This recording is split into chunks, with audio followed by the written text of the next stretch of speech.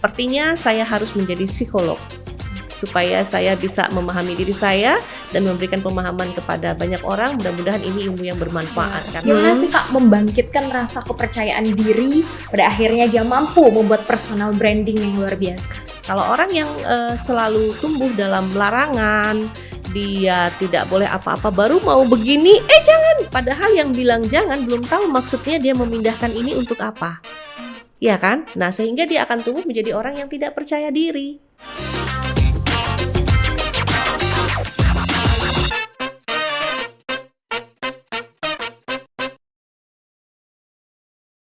Hai, halo, welcome back to UCast bareng aku Yoli, dan hari ini kita akan ngobrolin terkait personal branding bersama bintang tamu kita yang luar biasa, ada Kak Fitri Susanti. Halo Kak Fitri, apa kabar? Alhamdulillah sehat, tetap ceria, tetap bahagia. Ceria dan cerah sesuai dengan bajunya hari ini ya. Sebelumnya aku mau ngucapin thank you banget udah datang hari ini buat ngobrol, dan aku juga hari ini excited banget buat ngobrol sama Kak Fitri. Terima Kak kasih. Fitri, Ya. jadi sesuai dengan tema hari ini kita mau ngobrolin personal branding bersama Kepala Bidang Pemasaran di Spark Capri ya saat ini ya. Nah, jadi ketika kita ingat sama Kak Fitri ini ya, guys, kita tuh ingat Kak Fitri yang personal brandingnya tuh sangat kuat, dengan seorang wanita yang rapi banget, makeupnya tuh selalu on point. Nah Kak Fitri, boleh diceritain gak sih gimana sih awalnya bisa punya personal branding sekuat ini gitu? Saya kira dibangun dari kecil ya. Saya selalu dididik dengan kedisiplinan, sehingga nggak boleh pakai baju sembarangan di waktu yang tidak tepat. Salah satu contohnya begini, setelah mandi sore, itu baju yang dikenakan kalau tidak kemana-mana adalah baju untuk di rumah. Nah, setelah mau tidur atau ingin tidur gitu ya, itu selalu diganti dengan baju piyama, baju tidur, begitu. Jadi itu dari kecil. Dan harus tertib seperti itu gitu. Itu dari orang tua Dari ya? orang tua, dari orang tua. Apakah orang tua Kak Fitri seperti Kak Fitri juga yang selalu rapi, cantik dimanapun, kayak gitu? Sebenarnya nggak sesaklek saya ya. Sesaklek ya? Nggak sesaklek saya. Kalau saya tuh memang mendisiplinkan diri untuk menggunakan sesuatu itu sesuai pada tempatnya aja gitu. Oke.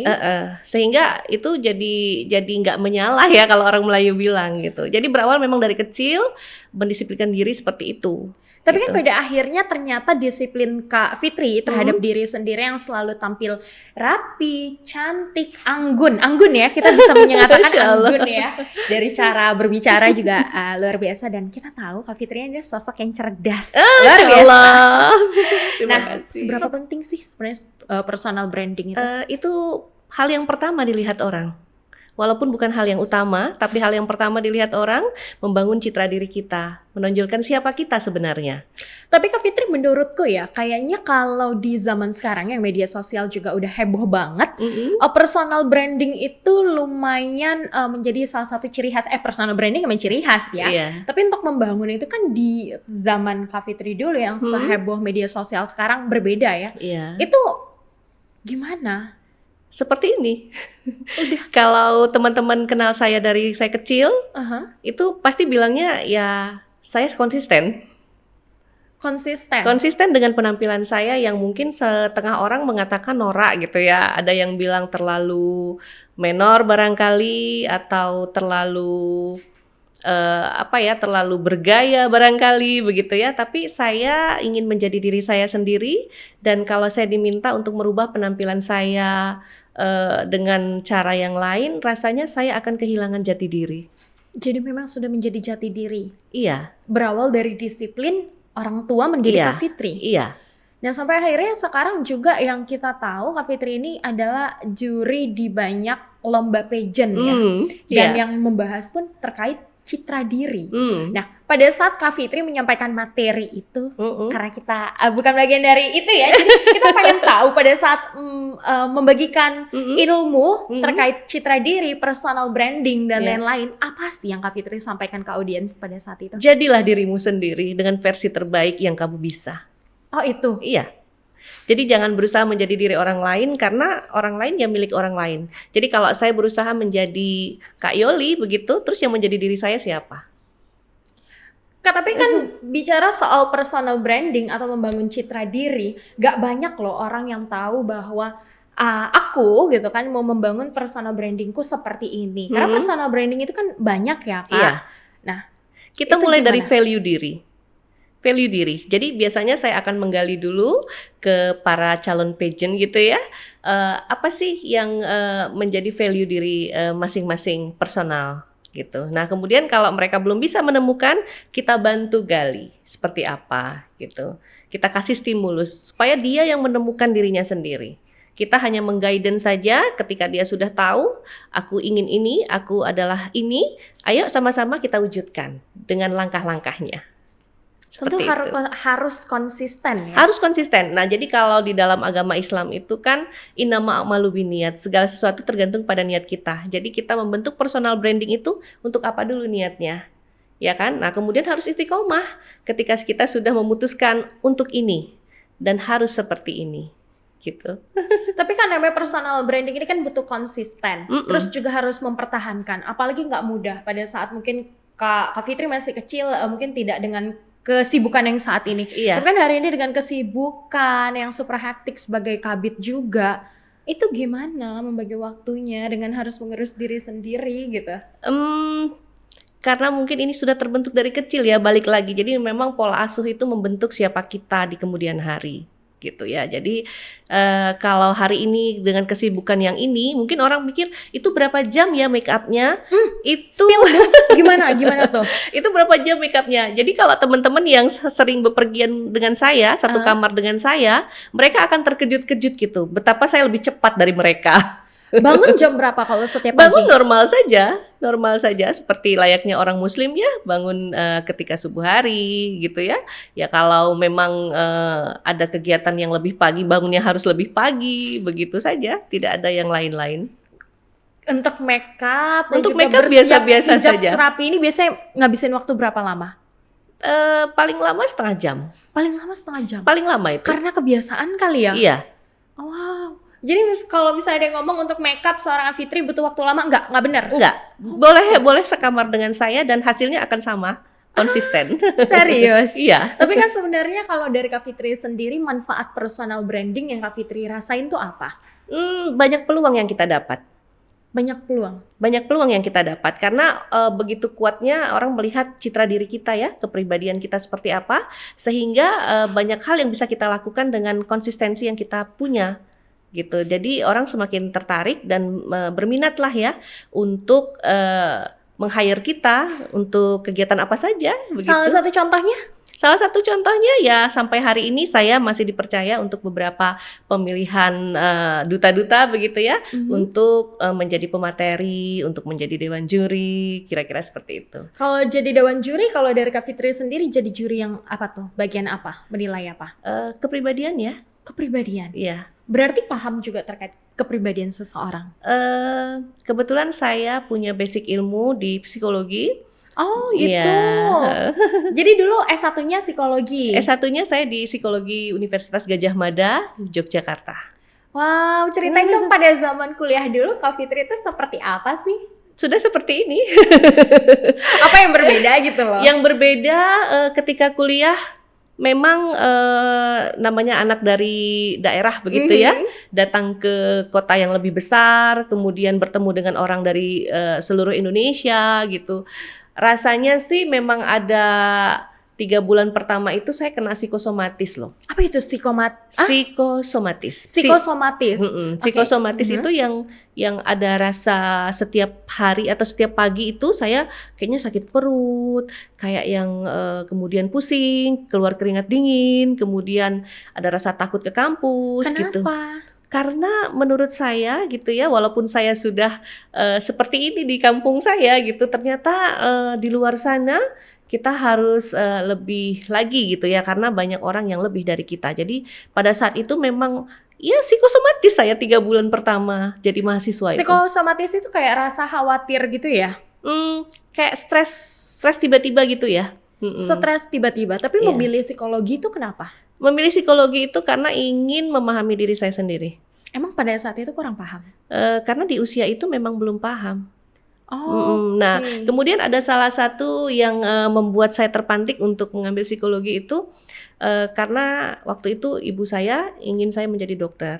Kemudian saya kok kurang berminat ya jadi dokter gitu. Menurut saya pada saat itu hanya akan tahu hanya satu bidang itu saja. Kemudian ayah saya ingin saya menjadi ekonom atau banker begitu karena beliau di perbankan kerjanya. Nah, jadi ibu saya di rumah sakit kerjanya. Jadi masing-masing orang tua ini melihat sosok orang lain ya yang ingin dimanifestasikan ke anak gitu. Kebetulan saya anak tunggal. Oke. Jadi saya tidak bisa berbagi peran untuk cita-cita orang tua saya gitu. Nah, akhirnya saya ambil jalan tengah. Sepertinya saya harus menjadi psikolog supaya saya bisa memahami diri saya dan memberikan pemahaman kepada banyak orang. Mudah-mudahan ini ilmu yang bermanfaat karena pada saat itu dalam bayangan saya psikolog itu ya mirip-mirip juga ya seperti dokter begitu. Nah, Hmm. kemudian dia juga mempelajari ilmu-ilmu sosial. Nah, jadi sampai hari ini saya sangat bersyukur dengan pilihan jurusan yang saya pilih pada saat saya lulus SMA. Kenapa? Karena sangat berguna. Dan hari ini teman-teman yang memilih jurusan yang lain itu semua berkata kepada saya, ternyata kalau dulu saya memilih jurusan yang sama seperti Fitri begitu ya, barangkali mungkin saya juga sudah banyak muncul di layar TV katanya begitu. Tapi Kak Fitri tau gak sih, selain Mhm. karena memang Kak Fitri cerdas ya dan juga Insya memilih bidang Allah. psikologi, personal branding itu lagi loh Kak. Hmm? Bagiin dong Kak tips biar Hmm. kita bisa gitu loh membranding Hmm. diri kita sendiri. Itu gimana? Iya, yang pertama tadi saya selalu sampaikan innama a'malu binniyat. Apa dulu niat kita untuk personal branding itu ya. Mm-mm. Yang kedua itu adalah gali value diri kita. Kita ingin apa? Kita ingin jadi seperti apa? Tapi Kak kalau misalnya Gitu. bicara terkait personal branding itu kayaknya lekat banget sama kepercayaan diri. Kepercayaan diri itu muncul ketika value dirinya sudah ditemukan. Oke. Iya, jadi kalau kita nggak tahu value diri itu kan bagian dari apa yang menjadi kelebihan kita kan. Nah, dengan kelebihan itulah yang harus kita tonjolkan agar muncul kepercayaan diri. Jadi kepercayaan diri yang mana yang mau muncul kalau kita belum tahu siapa kita, apa kelebihan kita, apa kemampuan kita. Ya seperti Kak Noli misalnya, muncul kepribadian diri yang muncul kepercayaan diri yang kuat itu kan karena Kak Noli tahu bahwa kekuatan saya itu di sini loh. Sehingga saya menjadi pede untuk jadi presenter misalnya seperti itu. Ya kan? Oke. Nah. Nah biasanya Kak kalau misalnya karena juga bergelut di bidang psikologi ya, Hmm. anak-anak remaja itu mulai tahu value diri mereka tuh di usia berapa sih? Jadi begini ya, value diri ini bisa kita gali gitu ya. Biasanya kalau mereka sudah kenal lawan jenis. Oke, kenal lawan jenis itu Iya. jadi pemantik untuk Iya. mengenali value. Iya, gitu. Karena Oke. sudah ada yang membuat mereka terpacu dan terpicu ya untuk tampil lebih baik. Bener nggak sih? Oke, jadi di masa remaja tumbuh kembang anak ada Hmm. namanya pasangan lawan jenis.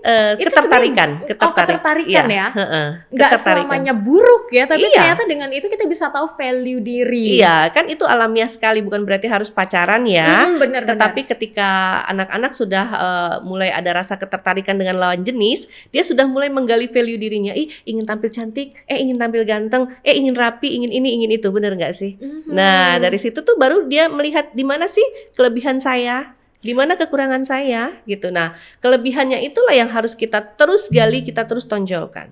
Nah kalau misalnya value diri sendiri itu berpengaruh nggak sih Kak sama namanya kayak didikan orang tua? Mungkin dididik oleh orang tua yang mungkin lebih memahami terkait psikologi itu akan mempermudah anak untuk mengenal value mereka.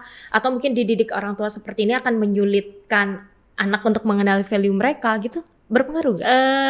Tidak harus orang tua yang basicnya ilmu psikologi, tetapi bagaimana kemudian pola asuh orang tua itu dapat membentuk kepribadian anak. Artinya kalau anak-anak diasuh tumbuh kembangnya dengan dengan cacian, dengan makian, anak akan tumbuh menjadi orang yang minder. Ya kan? Nah, karena dia merasa bahwa dia rendah. Di mata orang tuanya saja dia rendah, apalagi di mata orang lain. Ya kan? Nah, jadi hati-hati menggunakan kata-kata, termasuk saudara dan orang-orang yang ada di dalam rumah kita, gitu ya, untuk berkomunikasi. Jangan menggunakan kata-kata yang itu meng-adjustment negatif. Itu. Nah, kemudian kalau orang yang selalu tumbuh dalam larangan, dia tidak boleh apa-apa, baru mau begini, jangan gitu ya. Baru mau ngambil ini, jangan gitu. Padahal yang bilang jangan belum tahu maksudnya dia memindahkan ini untuk apa.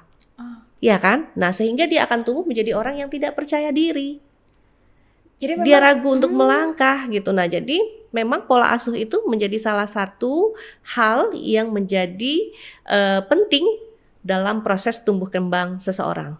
Jadi berarti kaitannya personal branding itu dapat diciptakan ketika kita tahu value diri, Iya. dan value diri itu terkait dengan kepercayaan diri, Iya. dan itu dari pola asuh. Salah satunya. Salah Jadi satunya ya. menurut beberapa penelitian psikologi, 78% kepribadian seseorang itu dipengaruhi oleh lingkungan. Ya, lingkungan itu ya bisa lingkungan keluarga, lingkungan bermain, lingkungan sekolah dan seterusnya. Tapi Kak Fitri, kalau misalnya ternyata memang ada yang tidak beruntung dibesarkan dengan pola asuh yang membuat dia menjadi sosok yang minder, gimana sih Kak membangkitkan rasa kepercayaan diri pada akhirnya dia mampu membuat personal branding yang luar biasa? Temukan kelebihannya.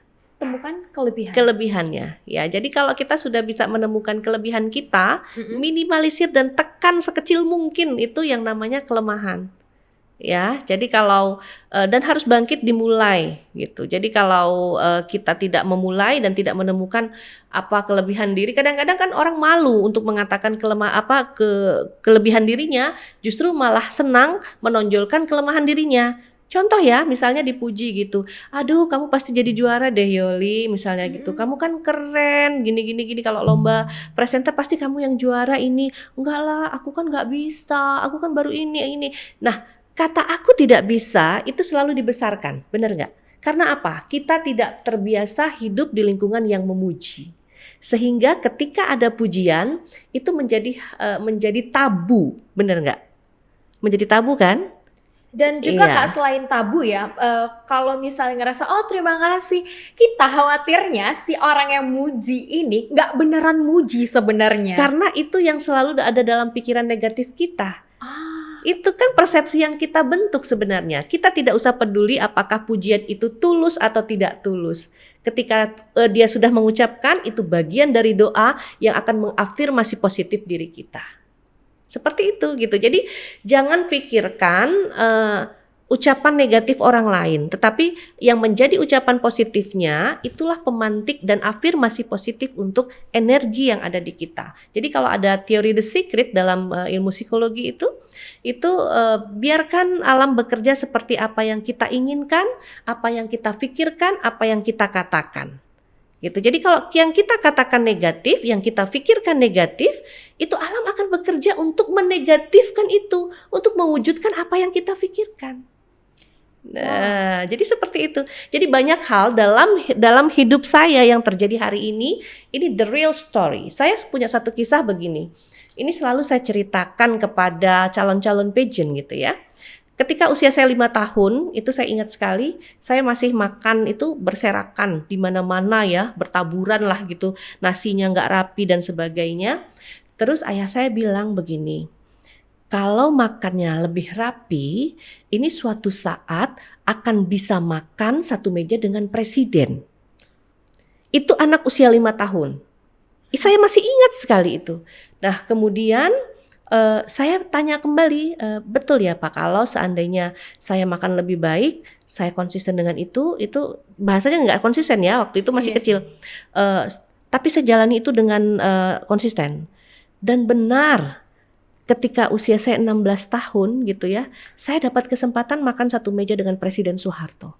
Wow. Iya, jadi begitu kuatnya Gimana saya terus ceritanya? membayangkan itu gitu. Jadi waktu itu peresmian Lagoy. Oh Lagoy ya. Peresmian Lagoy saya itu waktu itu kelas 2 SMA. Jadi pada saat itu saya penari ya. Saya sekolah di SMA Negeri 1 Tanjung Pinang. Saya dulu orang mengenal saya sih sebagai penari ya.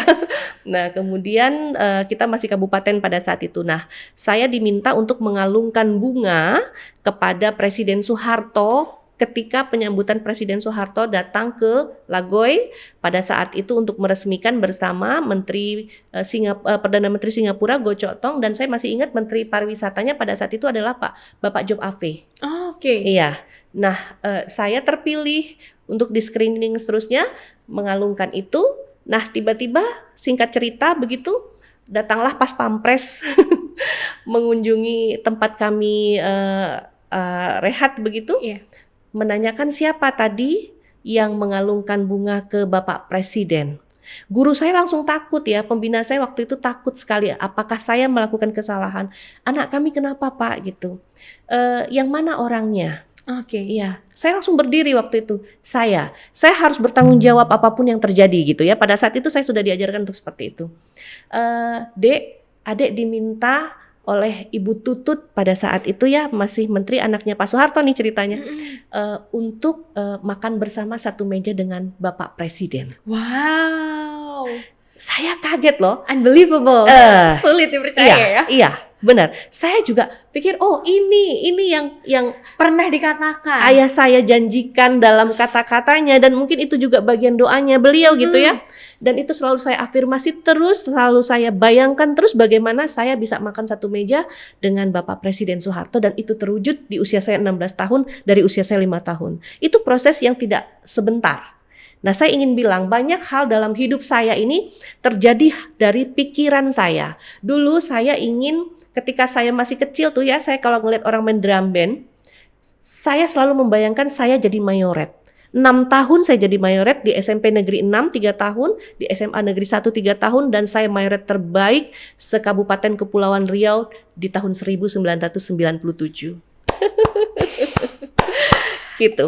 Itu adalah efek dari pemikiran yang positif, afirmasi kata-kata yang pada saya ketika SMP melihat Paramita Rusady dan Ongki Alexander syuting di ujung dermaga Langtamal yang ada di Batu Hitam. Saya membayangkan suatu saat saya akan bisa main film atau main sinetron. Sinetron waktu itu nggak ada ya, main film. Dan terwujud di tahun 2000 saya bisa main di layar TV. Serius, karena film juga sinetron beberapa sinetron yang tayang di TV nasional begitu. Apa kalau boleh tahu sinetron? Gita Cinta dari SMA salah satunya, main bersama Pondra Karna, barangkali tahu Pondra Karna? Enggak sih. Ratna Galih Prima Kusuma. Tahu. Kemudian Rano Karno. Tahu dong pasti. Iya. Jadi sampai Kak Fitri pernah main film juga. Iya. Cerita bisa melangkah sampai jadi aktris dari yang tadi kan ceritanya masih anak SMA seorang penari. Terus jadi artis itu gimana ceritanya? Saya dari remaja itu suka ikut berbagai macam kompetisi, dari kompetisi olahraga sampai seni dan budaya. Gitu. Jadi dulu saya sprinter, pelari jarak pendek. Oh, oke. Nah, tapi yang soal artis ini apakah? Ya, yang soal artis ini sebenarnya mungkin karena pikiran juga ya. Dulu saya itu kurus. Kurus dan tinggi saya udah segini, nggak nambah-nambah. Dari SMP tuh tinggi saya udah segini. Oh, serius? Iya, serius. Tinggi banget dong. Iya, jadi kayaknya memang 170-an ya? Nggak nyampe. Oh, nggak nyampe. Nggak nyampe. Nah, itu saya selalu ikut kompetisi ya, tidak harus selalu menjadi yang terbaik gitu, tapi saya tetap konsisten dengan mengikuti itu supaya mengasah dan menggali kemampuan saya. Nah, sampai akhirnya saya menjadi siswa aktif berprestasi tingkat Kabupaten Kepulauan Riau di tahun 95, dan kemudian menjadi tahun yang sama juga saya menjadi Bujang Dandara ya, Darat Kota Tanjung Pinang di tahun 95. Kemudian saya dikirim ke tingkat provinsi untuk siswa aktif berprestasi tingkat Provinsi Riau pada saat itu, dan saya juga mewakili Kabupaten Kepulauan Riau menjadi yang terbaik di tingkat provinsi pada saat itu untuk bidang akademis ya.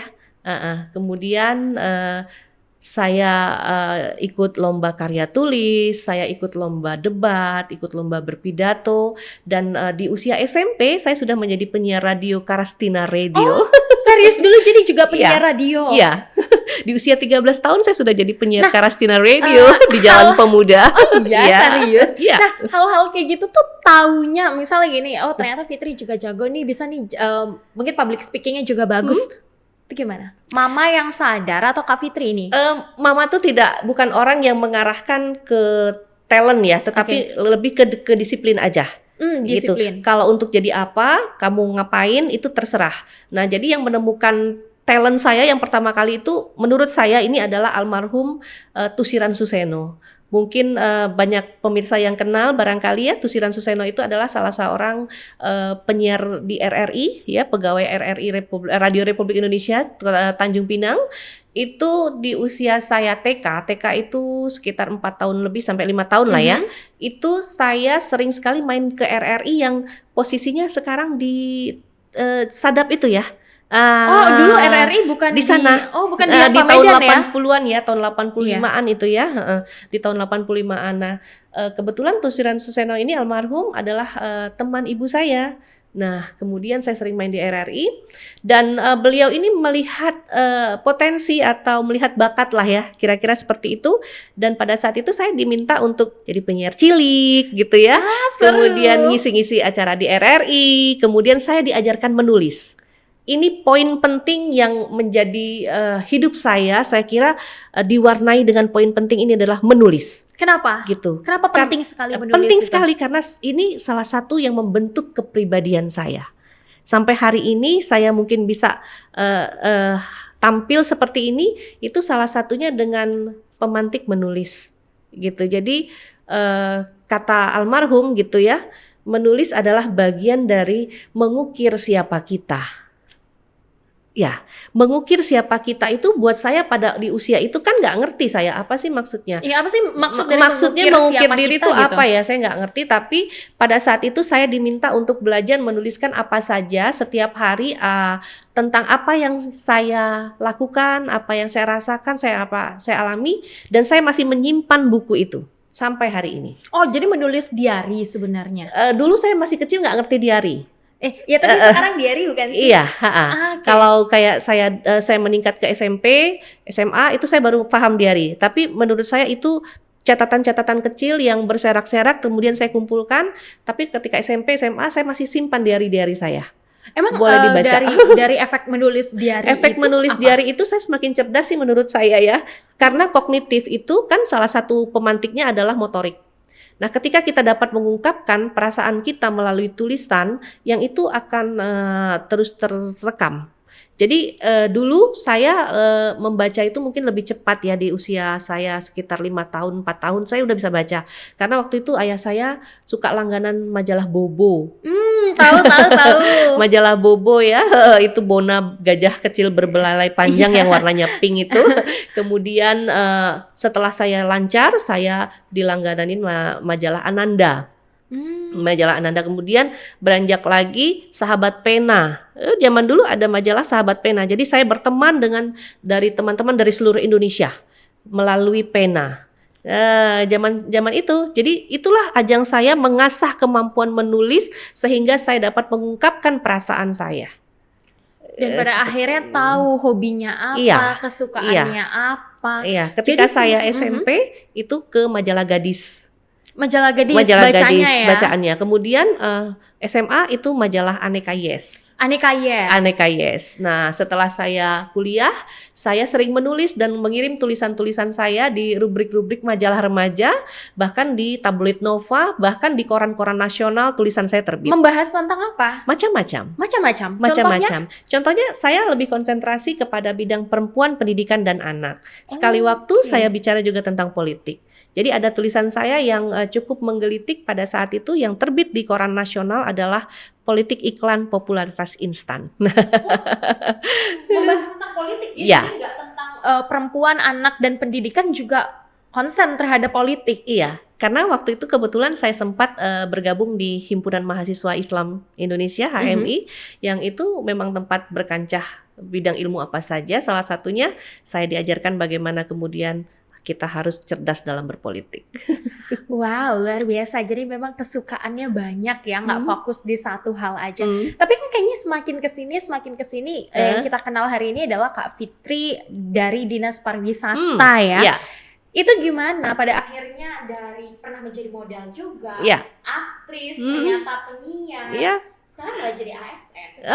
Dulu pernah jadi presenter Jogja TV. Oh serius? Iya. Presenter TV mana? Jogja TV. Oh Jogja TV. Jogja TV. Keren Jadi banget. pagi-pagi udah baca berita gitu ya kan. Terus bisa jadi ASN gimana ceritanya karirnya? Ya, jadi singkat cerita mengukir prestasi, mengukir karir di negeri orang. 10 tahun saya di Jogja. Kemudian saya terakhir bekerja sebagai manajer HRD di sebuah rumah sakit ya. Nama rumah sakitnya Rumah Sakit Condong Catur Yogyakarta. Kemudian ayah saya sakit. Nah, karena tadi saya anak tunggal, saya tidak bisa berbagi peran dengan anak lain manapun gitu ya. Karena ayah dan ibu saya hanya punya saya. Dan akhirnya saya memutuskan untuk kembali pulang agar saya bisa berbakti pada orang tua. Karena buat saya gak ada yang lebih penting dari itu. Tapi maksudnya dari manajer HRD ya? Betul. Nah, Sudah S2 gitu, manajer HRD. Terus saya pulang tuh dengan kebingungan saya jadi apa. Saya harus apa? Sementara di Jogja pada saat itu mohon maaf ya, mungkin saya sudah punya tempat sendiri begitu ya. Saya udah punya rumah. Bukan hanya rumah, maksud saya karir saya itu sudah punya tempat. Pagi-pagi saya sudah di Jogja TV begitu ya. Nanti sekali waktu menjadi narasumber, saya sudah jadi dosen pada saat itu. Ya, pekerjaan tetap saya sebagai manajer HRD di Rumah Sakit Condong Catur. Kemudian saya sering menjadi master of ceremony di berbagai kegiatan. Kemudian saya sekali waktu menjadi moderator dan seterusnya. Sekali waktu saya tetap show sebagai talent begitu, kemudian tetap bermain sinetron baik di tingkat TV nasional maupun di TV lokal begitu. Tiba-tiba saya harus pulang, saya harus babat alas lagi, saya harus kembali lagi mulai dari nol. Memang agak mengejutkan pada saat itu karena saya pulang, saya bekerja sebagai PTT. Pegawai tidak tetap dengan posisi saya yang tadinya manajer HRD di sebuah rumah sakit yang menangani seluruh karyawan medis dan non medis di rumah itu. Dengan rumah sakit 4 lantai bisa bayangin berapa karyawan yang saya tangani gitu ya. Yang di handle ya. Yang saya handle medis maupun non medis gitu ya.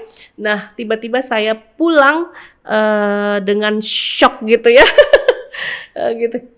Buat saya ini pembelajaran penting sekali gitu. Jadi ada masanya kita itu di atas, ada masanya kita di bawah, dan di bawah inilah proses yang menggilas kita menjadi lebih hebat, lebih kuat gitu. Jadi saya pikir ini adalah bagian dari proses untuk untuk melompat lebih tinggi gitu. Jadi bayangin aja seorang manajer pulang jadi pegawai tidak tetap yang tugasnya itu ngelipat surat. Kemudian ngantarin surat gitu ya, kemudian ngetik-ngetik gitu. Ngetik-ngetik sih nggak hina ya, ngantar surat juga nggak hina. Maksud saya dari posisi manajer loh ini.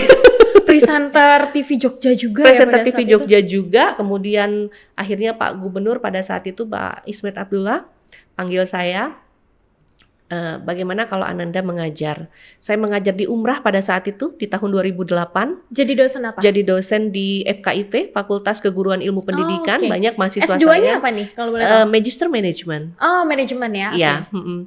Kemudian saya punya bekal sebagai Duta Budaya Indonesia untuk kawasan Asia Tenggara, dan saya sudah berputar-putar di berbagai negara untuk mempromosikan budaya dan pariwisata Indonesia ya, bukan hanya mempromosikan pariwisata Jogja atau Kepri ya, karena memang saya mengikuti ajang pemilihan itu mewakili Provinsi DIY pada saat itu untuk ke tingkat nasional, bukan mewakili Provinsi Riau pada saat itu gitu.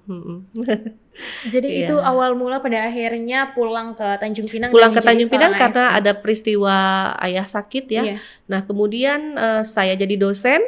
Disinilah saya semakin mengenal bahwa potensi anak-anak daerah itu ada. Ayo saya ingin mewakafkan diri saya menjadi salah satu role model yang memantik semangat anak-anak Kepri untuk bisa melompat lebih tinggi, karena kita bisa kalau kita diberikan laluan dan kesempatan. Seperti itu. Mewakafkan diri dalam arti apa tuh Kak? Mewakafkan diri itu saya mengikhlaskan apa yang saya punya, artinya entahkah ilmu ataukah apa saja begitu ya yang bisa saya berikan agar para pemuda di Kepri ini semangat untuk menemukan siapa dirinya, semangat untuk meraih prestasi, semangat untuk menatap masa depan yang lebih baik. Karena sesungguhnya semua kita itu bisa. Seperti itu. Karena saya sudah membuktikannya, saya juga anak Tanjung Pinang begitu ya, yang sama seperti anak-anak Tanjung Pinang lainnya ya, yang dulu cakapnya engko-engko gitu ya, engko aku gitu ya, yang duduknya juga di tepi laut gitu. Tapi saya juga bisa seperti orang lain yang bisa melihat dunia ini luas, dunia ini punya potensi yang luar biasa yang bisa kita nikmati juga gitu. Kak Fitri dengan maksudnya apa ya? Dengan ilmu yang Kak Fitri punya, dengan semangat yang luar biasa juga. Mungkin banyak ya yang nggak mengetahui ilmu yang Kak Fitri. Mungkin bagi sebanyak orang tuh tahu, cuma lewat apa sih Kak Fitri pada akhirnya menyalurkan ini nggak hanya untuk orang-orang tertentu tapi untuk masyarakat umum. Kak Fitri punya organisasi kah atau apa nih?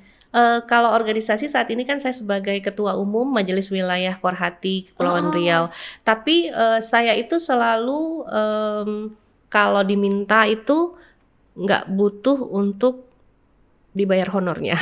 Jadi itu bagian, menurut saya bagian dari sedekah ilmu yang itu akan menjadi amal jariah ya untuk saya nanti di sana. Ya karena kayak semangat ini nih menurutku kayaknya perlu disebarluaskan ke anak-anak remaja biar mereka tuh tahu gitu mereka mau jadi apa. Ya. Terus menemukan role model, karena aku merasa ini sih salah satu orang yang benar-benar keren loh. Jadi gimana nih Kak, selain dari pemateri di setiap acara-acara, biasanya Kakak nyampein ini di mana sih? Di RRI. Di RRI juga sering ya, jadi di radio-radio. Di radio-radio, di momen-momen apa saja gitu. Kebetulan karena saya dosen ya, pada saat itu mengajar sampai 7 kelas dalam satu semester, bisa dibayangkan kalau satu kelas itu 40 orang. Anggaplah paling sedikit 30 orang. 30 kali 7 di setiap semester, itu bagaimana saya menyebarkan virus-virus positif untuk para pemuda positive yang ada vibe sekali. Gitu. Itu yang saya lakukan gitu. Saya pikir mudah-mudahan itu ada dampak positifnya untuk anak-anak muda Kepri. Tapi kalau misalnya Kak Fitri sendiri melihat anak muda Kepri saat ini, gimana? Keren. Jauh lebih keren daripada saya di zaman saya atau bahkan di zaman sebelum saya. Karena hari ini kita sudah banyak laluan, anak-anak Kepri sudah punya kesempatan yang lebih baik, lebih banyak untuk menampilkan siapa dirinya, untuk berprestasi yang jauh lebih tinggi dari yang pernah kita raih begitu. Oke, jadi memang anak pemuda Kepri juga sekarang udah luar biasa. Potensinya luar biasa Potensinya. ya. Jadi mungkin kalau dulu ajang-ajangnya yang nggak ada, kesempatannya yang nggak ada, laluannya yang kita nggak punya. Sekarang informasinya sudah terbuka. Kalau dulu kita nggak tahu. Tapi ada nggak Kak, gitu. mungkin evaluasi dari Kak Fitri sendiri atau mungkin saran-saran nih kepada pemerintah juga untuk mengasah potensi anak muda di Kepri? Kalau saya melihat pemerintah pada umumnya gitu ya, secara umum gitu, itu sudah cukup memberikan laluan ya, tinggal bagaimana kemudian para pemuda merespon positif itu gitu. Jadi kadang-kadang kita ini jangan terlalu banyak mengeluh ya, jangan terlalu banyak meminta, tapi bagaimana kita mensyukuri dan menerima itu, lalu lakukan yang terbaik yang semampu kita bisa gitu. Kak, ada pesan gak sih untuk anak remaja, nggak di Kepri aja tapi untuk seluruh yang mungkin mendengarkan podcast kita hari ini? Iya, kalau saya boleh pesan ya kepada seluruh remaja ya, ukirlah hari ini dengan sebaik-baiknya karena hari ini akan menjadi masa lalu di masa depanmu. Jadi hati-hati ketika kamu melakukan sesuatu, ingat bahwa masa lalu itu tidak bisa dirubah karena masa lalu akan menjadi salah satu yang membangun citra dirimu, siapa kamu dulu, hari ini, dan masa depan. Wah, keren sekali. Terima kasih banyak Kak Fitri Sama-sama. atas mungkin ilmu yang sangat bermanfaat hari ini. Semoga Kak Fitri sukses selalu. Amin, dan amin. juga energi positifnya semakin tersebar dimanapun. Amin. Ya, mudah-mudahan Kak Yoli juga bisa jadi presenter yang keren ya. Thank Ikuti you. kompetisi-kompetisi seperti zaman saya dulu tuh, saya sering ikut kompetisi presenter ya, TV-TV nasional, bahkan di Trans TV pada saat itu ya, di awal-awal ya, Trans Kak TV Fitri, muncul ya. gitu. Terima kasih banyak ya Kak Iya, Fitri. sama-sama Kak Sukses Yoli selalu. dan Yukes, semoga terus jaya. Amin, amin. Dan Ulasan TV terus menjadi salah satu media informasi terdepan, terpercaya, terakurat untuk Provinsi Kepulauan Riau. Thank you. Sama-sama.